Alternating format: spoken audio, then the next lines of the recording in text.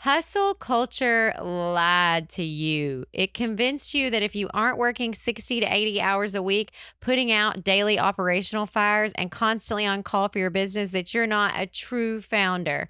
But the brutal truth is that working 80 hours a week doesn't make you a hero.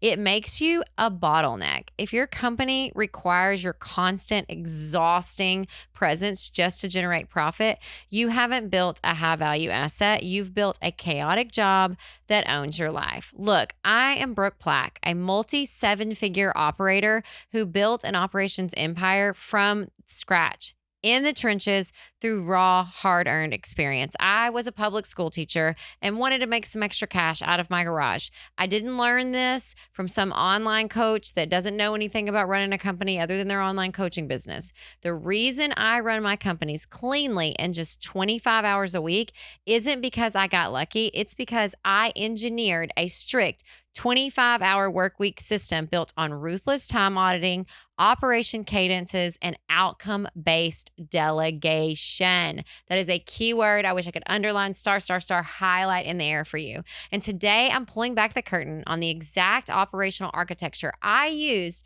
to cut my hours by more than half. Really, probably more than that, because at one point I was working like 70 to 80 hours a week and continue to scale my revenue. So stay till the very end, because I'm going to be sharing the strategic vacuum. It's that psychological trap that causes most owners to sabotage their own free time and how to avoid it. So let's look at the system.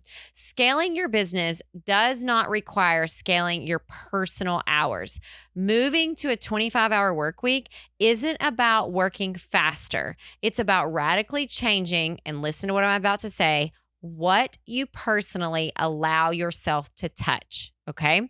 So the first step is doing a ruthless time audit. All right. So you need to conduct a 14-day time audit that's categorizing every single activity into 4 tiers. Is this a $10 an hour job, a $100 an hour job, a $1,000 an hour job, or a leverage task? Okay. So everything that you do. And then from there, you're going to do the big 3.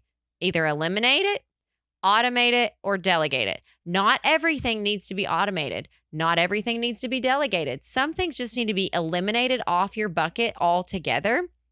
And that is huge for moving forward, because if you are delegating something that doesn't really need to be done, it becomes busy work. And the people that really value a good team culture are not going to stay around for that. So your 25 hours must be strictly reserved for high leverage, strategic architecture, key financial reviews, and core talent alignment. If you are not pouring into those buckets, then you are touching things that someone else could do. And the reason that you're still doing them is you haven't set up the right system in order to be able to delegate these things to people with either standard operating procedures, Zoom videos on how to, good hiring and delegation playbook.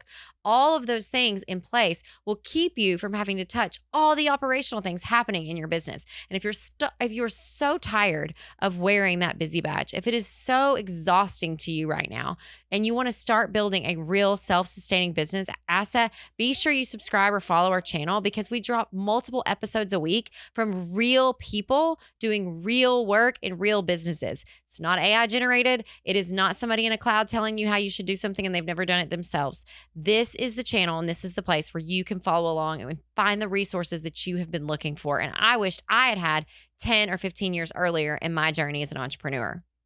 All right, the second thing, number 2, is meeting compression and operating cadence. So having your week fragmented by random 30-minute meetings, client calls, daily check-ins across all 5 days. Like, okay, I'm going to start this day with a meeting and this day with this, is not the way you need to do it. Okay, it takes up to 10 to 15 minutes. Some people say up to 30 minutes to ramp on to high leverage tasks and to ramp off of them. So if you're constantly jumping into a meeting, you're never tackling and getting the real work done. So you can restructure your entire company into a compressed operating cadence by batching all team meetings and internal syncs into 2 dedicated days. Like, say, for example, the only meeting days for your companies are Tuesday, Wednesday. Mondays protected for strategic work, and Thursdays and Fridays are executive freedom.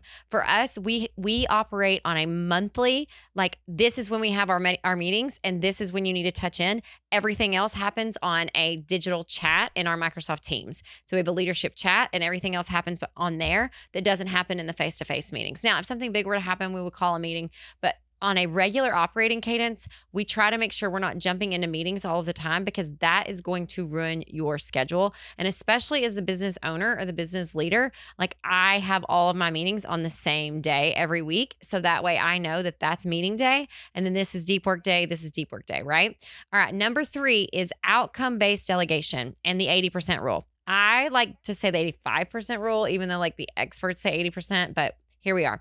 So if you are able to deploy your hiring and delegation playbook and your documented video SOPs through the Loom or written, if you prefer written, you can stop managing tasks and start assigning clear outcomes. The outcome I'm wanting is I want this many kids in my ninja program. The outcome I'm wanting is I want this many roofing jobs done this month. Okay. Or I want this revenue number. And then however it gets done, it doesn't matter because you're giving the team member the authority and the autonomy and the responsibility to make that happen. And they become empowered. And that's a massive win for them. And it also buys back your lifetime leverage. And you get to be able to take some time back, scale that schedule down to 25 hours a week, and not have your hand in every single tiny thing. All right. And so here's what I promised you at the beginning of the episode is to survive this strategic vacuum and really at the end of the day, dropping that busy badge is so what happens when your calendar actually clears up, right? You have to overcome the anxiety of not being frantically busy every day because it's an addiction. If you can be busy enough, then maybe you can be good enough. And so the goal is for you to stop, slow down, and not feel that need to be frantically busy all the time. Because when you implement successfully a 25-hour workweek system, you experience a strategic vacuum, a sudden quietness where you no longer have daily fires to fight. Amateurs panic when that happens and they invest in new operational problems to feel important and start something new. But an elite CEO or a leader uses that stillness to rest, to think. Think time is what we get burned out on as leaders and to lead. So have the courage to sit in the quiet and let your systems do the heavy lifting.